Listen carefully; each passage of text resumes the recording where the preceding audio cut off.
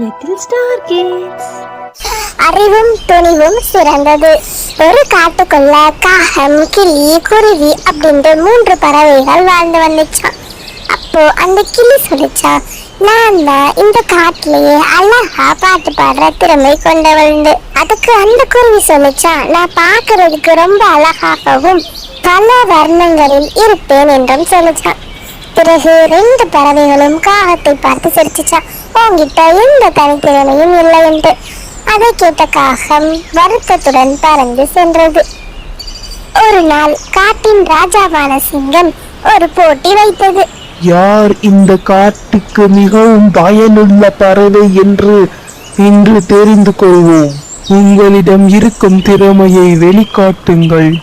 ராஜா கூறுவதை கேட்ட பறவைகள் மிகவும் மகிழ்ச்சி அடைந்தன. முதலில் கிளி யோசித்தது, தன்னிடம் பாடும் திறமை உள்ளது, இனிய குரலை கொண்டுள்ளோம், எனவே ஒரு பாடலை பாடலாம் என முடிவு செய்து வந்தது.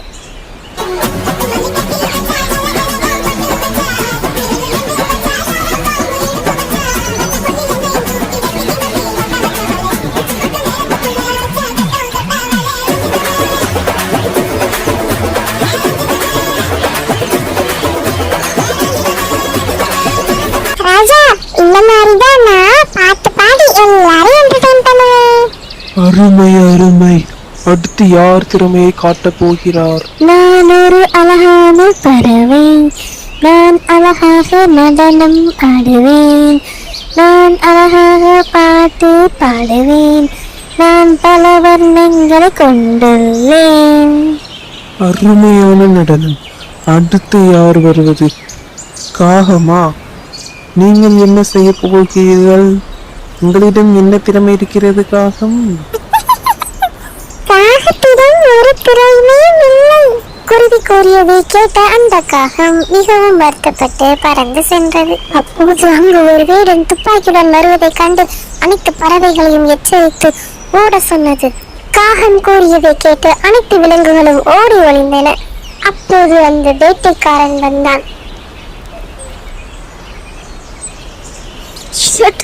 மிஸ் ஆயிடுச்சு.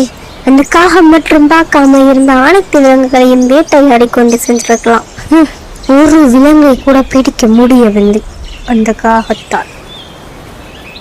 நண்பர்களே வாங்க, அந்த வேட்டைக்காரன் போய்விட்டான், நாம் அனைவரும் தப்பித்து விட்டோம். காகம் நண்பா, கீழே இறங்கி வா.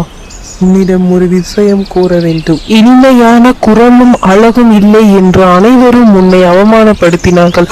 ஆனால் குரலும் அழகும் முக்கியம் இல்லை, அறிவுதான் முக்கியம் என்று நீ நிரூபித்து விட்டாய். இந்த நாளில் இருந்து நீதான் புத்திசாலியான பறவை என்று அனைவராலும் புகழப்படுவாய். வெளிப்புற அழகை விட அறிவும் துணிவும் உயர்ந்தது. ஆமாம் குழந்தைகளே, உங்களுக்கும் இந்த கதை பிடிக்கும் நினைக்கிறேன். பிடிச்சிருந்துச்சுன்னா ஒரு லைக் போட்டுருங்க. இது போன்ற கதைகள் வேணும்னா நம்ம சேனலை மறக்காம சப்ஸ்கிரைப் பண்ணிருங்க. வேறொரு கதையில் மீண்டும் சந்திக்கிறேன். பாய்.